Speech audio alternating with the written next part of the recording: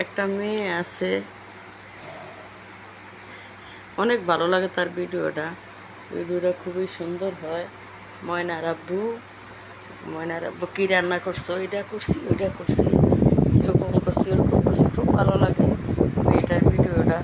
যে ময়নার আব্বু যে কাজে যাইও না, আমাদের বিয়াবাসী কেন যাবো না, আমাদের বিয়াবাসী তো কী করুন, একটা কেক নিয়ে আসো, কেক নিয়ে আসো, আমার কাছে তো এত টাকা নাই। কি টাকা এত বেশি লাগবে না, ছোট্ট একটা কেক নিয়ে আসুন। যে কয় টাকা একটা কেক, 20 টাকা 10 টাকা দিয়ে আনো, আনিয়া কয়তে এটা দিয়ে হইব, আমরা দুইজনই তো কাটু।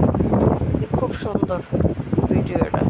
ময়নার আম্মু কী রান্না করো, ময়নার আব্বু কী করো, যে স্যান্ডেল কিনে তো অনেক ভালো লাগে। এরকম প্রত্যেকটা নারী যদি ঘরে ঘরে স্বামী ভক্ত হইতো, বা স্বামীর দুঃখ সুখ বুঝতো, স্বামী যা দেয় খাইয়া শুক্রিয়া আদায় করতো, তাইলে অনেক অনেক ভালো হইতো।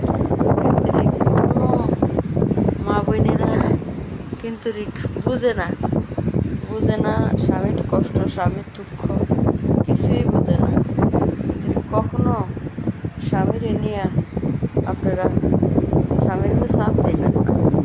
কোনো স্বামী চায় না যে আমার বউ সিরা কাপড় পরো, আমার বউ খারাপ ফিরে পরো। সব স্বামীরাই চায় যে আমার বউরা খুব সুন্দরভাবে থাকুক, খুব ভালোভাবে থাকুক। আমার বউরা এই ভালো কাপড়টা কিনলে সুন্দর লাগবে, স্বর্ণরা কিনলে সুন্দর লাগবে, সব প্রত্যেকটা স্বামীই চায়। কিন্তু স্বামী নামের বটগাছটাতে ফেরা দিবেন না, এদের কষ্ট পায় যে আমার বউ আমার কাছে একটা জিনিস চাইলো আমি দিতে পারলাম না, এই জন্য অনেক কষ্ট পায়।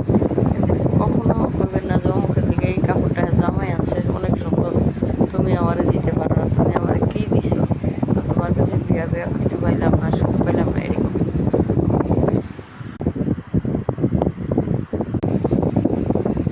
তো এই স্বামী নামের বটগাছটারে ফেরা দিয়ে না। কখনো কোনো স্বামী যেন বলে একটা ভালো কাপড় আনলে, ভালো একটা খাবার আনলে বউরে খাওয়াইতে চায়, দিতে চায়, বউরে খুশি রাখতে চায়। এই প্রবাস নামের স্বামীটায় আর প্রবাসে আছে যে স্বামীরা, ওই স্বামীরা সব সময় চেষ্টা করে যে আমার বউ বাচ্চা মা বাবা ভালো রাখি, শেষবেলায় তারা পায় কি যে আমার জন্য কী করছো, কিছুই করছো, কিন্তু নিজের জন্য কিচ্ছু করে না, নিজের জন্য কিছু রাখে না, নিজের জীবনটা সব দিয়ে হালাইছে। কিন্তু স্বামী শেষবেলা কিছুই রাখে, বউ জায়গায় পরকিয়া করে, বউ জায়গায় কথা ওই ময়নার আম্মুতন কিছু শিকার আছে।